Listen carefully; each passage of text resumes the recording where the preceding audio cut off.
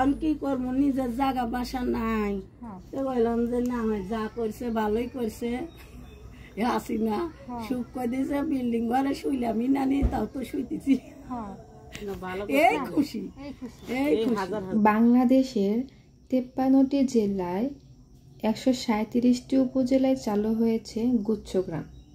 আমি কখনো গুচ্ছগ্রামে যাইনি, তো আজকে ভাবলাম যে আমি একটু গুচ্ছগ্রামে যাব এবং সেখানকার ঘরগুলো কেমন এবং তাদের জীবনযাত্রাগুলো কেমন আমি একটু দেখে আসব। আর এই জন্য আজকে খুব তাড়াতাড়ি ঘুম থেকে উঠে আপনাদের ভাইয়া যে সব বাজারগুলো করে নিয়ে আসছিল সেগুলো গুছাচ্ছি এবং রান্নাবান্নাগুলো শেষ করে নিয়ে আমি রওনা হব। হ্যালো এভরিওয়ান, আসসালামু আলাইকুম। সবাইকে ওয়েলকাম জানাচ্ছি আমার আজকে নতুন আরেকটি ভ্লগ ভিডিও দেখার জন্য।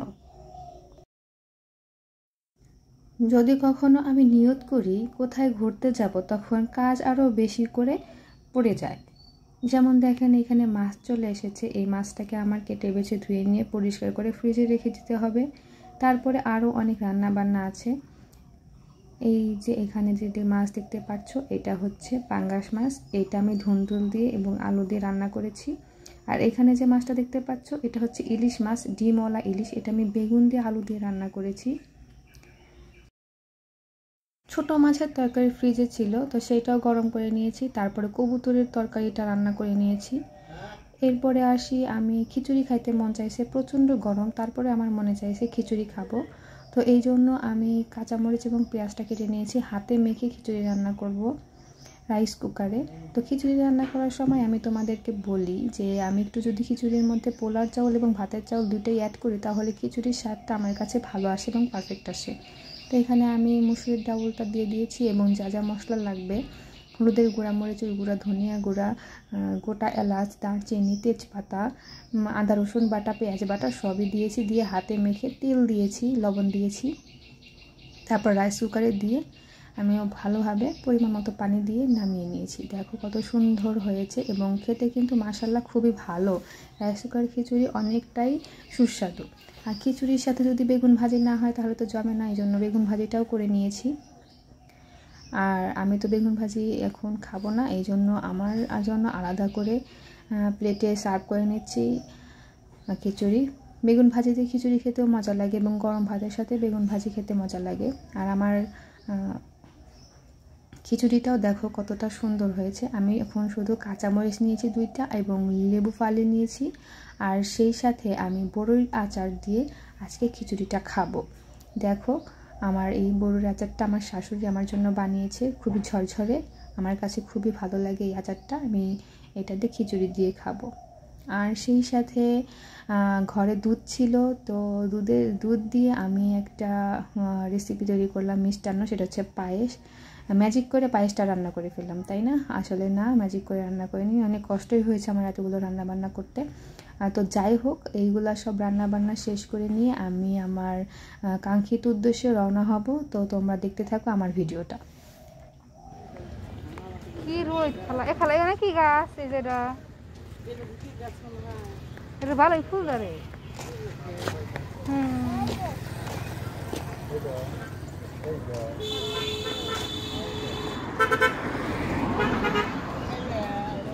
আমাদের মাননীয় প্রধানমন্ত্রী শেখ হাসিনা গুচ্ছগ্রাম প্রকল্প চালু করেছেন এই কারণে, যারা প্রকৃত ভূমিহীন এবং গৃহহীন নদী ভাঙনের লোকজন আছেন তাদের জন্য, যারা দিন আনে দিন খায় বা একদমই খেতে পারে না, যাদের ঘর বাড়ি নেই, বাসস্থান নেই, তাদের জন্য সরকারি যে খাস জমিগুলো আছে সেই খাস জমিগুলা প্রকৃত ভূমিহীন এবং গৃহহীন লোকদের মাঝে সমানভাবে বন্টন করে দিয়েছেন আমাদের প্রধানমন্ত্রী শেখ হাসিনা।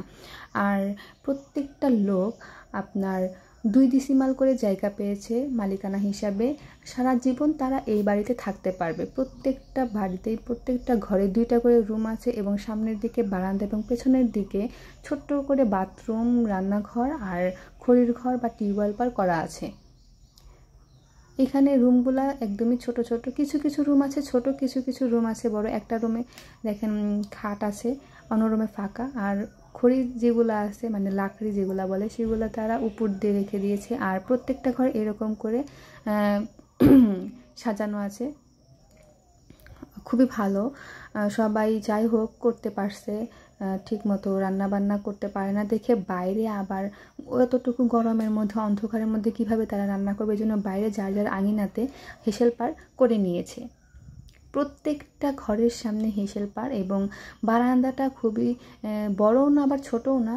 যাদের মানে পরিবারের লোকজন একটুখানি বেশি তাদের জন্য আলাদা করে টিন দিয়ে ঘর এক্সট্রা করে বানিয়ে বারান্দার পজিশনে আরেকটা হচ্ছে ঘর তৈরি করে রেখেছে। আর এইটা দেখেন, এই বাড়িওয়ালা পুরাটাই তার জায়গাটুকু, যতটুকু জায়গা পুরাটাই টিন দিয়ে চারোদিকে ঘেরাও করে রেখেছে, কারণ সবাই এই গলি দিয়েই যাতায়াত করে, বাইরের লোকজন সবাই এই গলি দিয়ে যাতায়াত করে, প্রত্যেকটা মানুষ।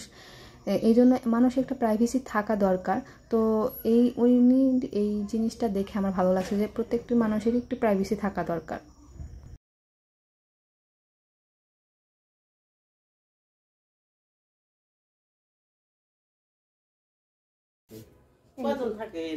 বড় বড় খাটি ও পাড়া থেকে এরকমই তোলা বড় দেখতেছি খালা, দেখো তাই না? ওরা থেকে ওই খাটের থেকে এই খাটেলা বড় না, দেখো ইতে ও মারা খাল ফালাইছে, মারা খড়ি রাখছে বাথরুম।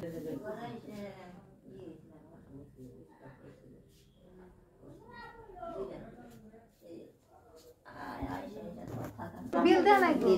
বিল দেয় আমরা ঘর বাড়ি দেখতেছি।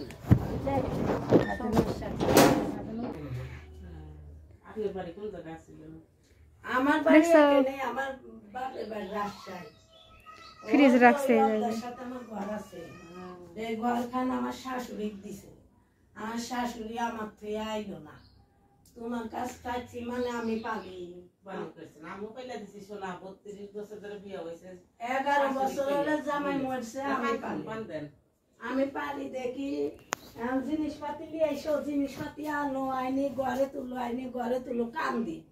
তখন পরে যদি নামা দেওয়া মাইরে হলাম, কয় নামা দে মুখে আমার একটা বেটা মানে পাগারে পড়ছে, দেখ কপাল ভালো, মাটি না ফালাই এই পরিমাণ পাগার আসছিল। পড়ছে নিজেরা সেরম করে কিনা হারি না ফালামু অল্প অল্প করে, নিজেই কাজ করিয়া আসি, নিজে রাইতে রাইতে ফালাই। কি করবো শোনা, নিজের নাই কিনলে পারে ফালাই নিলে এগুলো না, তো ওই বুঝিয়ে যে একটু পরিমাণ ফালাইছি, আর ওই 1-2 আছে। এখন কি করবো, নিজের জায়গা বাসা নাই, তো বললাম যে না যা করছে ভালোই করছে, আসি না সুখ করে দিয়েছে, বিল্ডিং ঘরে শুইলামই না নি, তাও তো শুইতেছি, এই খুশি, এই হাজার হাজার খুশি। এই করবেন ও শোনা পাইলামই নানি, আমার তো বেটা চাল নাই, করবেন 5-6 খান 7 খান 3 থুয়া মরি গেল, একটু টেকাও না। দুঃখের কথা করলে রাইতো পোয়াইব না, দিনও পোয়াইব না, এই দুঃখের কথা তুলি না। তখন পুলিশেরা এসে কয় দেখতেছি আপনারই ভালো, মেলা কিছুই আছে, আর কি সুন্দর পরিবেশ, এই ধানের জন্য পরিবেশ ছাইড়া গেছে। খুশি তোমার লাইন একটা ম্যাডাম আছে, রাত কুম্বল দিবার আইসি কয় যে আপনার ঘরে তো একবারে সুন্দর, আর আপনারা এত চকচকাতে কোন শুনেন, খাওয়া কেউ দেখে না, মানুষ পরিবেশ হচ্ছে বড় জিনিস। আল্লাহর কাছে 2 ডিসি মালি চাইছিলাম গেদি, খালি ঘুম পারছি, কান দিছি, আর কইছি আল্লাহ কিছু তো জামাই দিয়া গেল না, শ্বশুরেরও নাইকে, শরীর দিয়া পাইব না, বুড়া মানুষ কোনে পাইব। তা আল্লাহ 2 ডিসিমাল জায়গা তুমি মিলাইলে নে, যদি আমি কত শান্তি পাইলাম নি। বেটার তুমি মরে গেলে বেটা কেডা লাগতে দিবি, কেডো নামা দিব, কত কিছু করবো, তা না আল্লাহ দয়া করছে। 2 ডিসিমালি পাইছি, 2 ডিসিমালে বেটা থাকে, আর কেউ তার নামা দেওয়া হইব না। এই যে ট্যাক্স লাই, ঘরের ট্যাক্স লিল 3 না, একাই ট্যাক্স কত করে নেয়? 50 টাকা প্রত্যেক মাসে, বছরে আমার 900 টাকা দিছি। কোন কালে মুখে জ্বর হয়েছে জানি না, প্রথমবার দিছি ধরো যে 45 টাকা, প্রথম যে উঠমু ঘরে, আবার দিছি 100 টাকা, তা বাদে পরে বার আইছে 100 টাকা লিছে, বলে 100 টাকা না 50 টাকা লিছে। বছর যদি না দেন তাহলে আপনার জরিপানা হবে 300 টাকা।